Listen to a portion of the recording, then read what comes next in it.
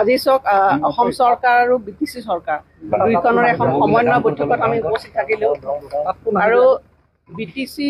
চৰকাৰখন গঠন হোৱাৰ ক্ষেত্ৰত যেনেকুৱা ধৰণৰ ছাপোৰ্ট লাগে অসম চৰকাৰে সেইখিনি জানিবলৈকে আমি ইয়াত উপস্থিত হৈছোঁ আৰু আপোনালোকে জানি ভাল পাব যে ইতিমধ্যে বহুতো ইয়াত কেন্দ্ৰীয় চৰকাৰৰ আঁচনি আৰু ৰাজ্যিক চৰকাৰৰ আঁচনি আমি তেওঁলোকক দিছিলোঁ গোটেইখিনি পুংখানুপুংখানুভাৱে আমি তাৰ ৰিভিউ কৰিছোঁ আমাৰ এটাই উদ্দেশ্য অসমৰ মুখ্যমন্ত্ৰী ডাঙৰীয়াই কৈছে সম বিকাশ সম উন্নয়ন হ'ব লাগে আৰু সেইকাৰণে আজিতে বিটিচি যিমানখিনি আঁচনি কেন্দ্ৰীয় চৰকাৰৰ আঁচনি বিটিচি চুক্তিমতে ইয়াত যিখিনি প্ৰকল্প দিয়া হৈছে তাৰ 100% ৰূপায়ণ হ'ব লাগে সেইটোৱে প্ৰধান উদ্দেশ্য ইয়াত কিছুমান সমস্যা আছিল লেণ্ড একুইজিশ্যনৰ সমস্যা হাজৰা মহিলাই ডাঙৰীয়াই কৈছে বা তেওঁলোকৰ যিখিনি ইয়াত অসুবিধা হৈছে ইউটিলিটি শিফটিং বা বিভিন্ন ধৰণৰ সংক্ৰান্তত অসম চৰকাৰৰ সহায় লাগে বিটিচি চৰকাৰৰ সহায় লাগে গোটেইখিনি আমি এটা আচলতে ইয়াত মাধ্যম হিচাপে আমি উপস্থিত হৈছোঁহি সকলো বিভাগৰ বিষয়াসকল ইয়াত আছে ইয়াত যিখিনি উন্নয়নমূলক আঁচনিবিলাক হৈ আছে তাত যদি কৰবাত কিবা এটা অসুবিধা হৈছে সেইখিনিও আমি নাইকিয়া কৰিবৰ কাৰণে এটা সুন্দৰ প্ৰচেষ্টা আমি গ্ৰহণ কৰিছোঁ আৰু আশা কৰিছোঁ যে এই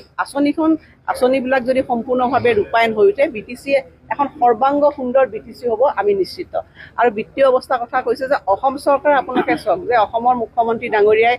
যেতিয়া বিত্তমন্ত্ৰী আছিল তেতিয়াৰ পৰা আজিলৈকে অসমৰ বিত্তীয় অৱস্থাটো এটা অতি ভাল পৰিৱেশত আমি সৃষ্টি কৰিবলৈ চেষ্টা কৰিছোঁ আৰু আজি বিটিচিখনৰ আপোনালোকে চাওক বিটিচি চুক্তিমতে যিখিনি তেওঁলোকৰ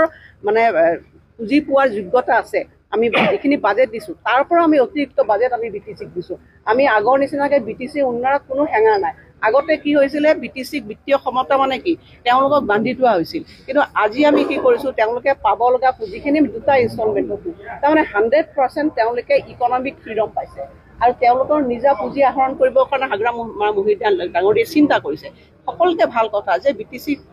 তেওঁলোকে চুক্তিমতে যিখিনি পুঁজি পাইছে অসম চৰকাৰে যিখিনি পুঁজি দিছে তাৰ বাহিৰেও তেওঁলোকে নিজা ৰেভিনিউ আয় কৰিব পাৰে নেকি নিজৰ ভৰিত থিয় হ'বৰ কাৰণে চ'ৰ্চবিলাক তেওঁলোকে উলিয়াবলৈ চেষ্টা কৰিছে আমি সম্পূৰ্ণ ধৰণৰ সহযোগিতা আগবঢ়াইছোঁ ইয়াত বিভিন্ন ধৰণৰ চৰকাৰী কি বুলি কয় বিষয়াসকলৰ ইয়াত পষ্টিঙৰ সমস্যা আছিল আমি এটাকৈ পুংখানুপুংখানুভাৱে আমি 100% ইয়াত ৰিভিউ কৰিলোঁ আৰু শেষত আমি এইটোকে ক'ব পাৰোঁ যে অতি কম সময়ৰ ভিতৰতে বিটিচি এটা নতুন ৰূপ পাব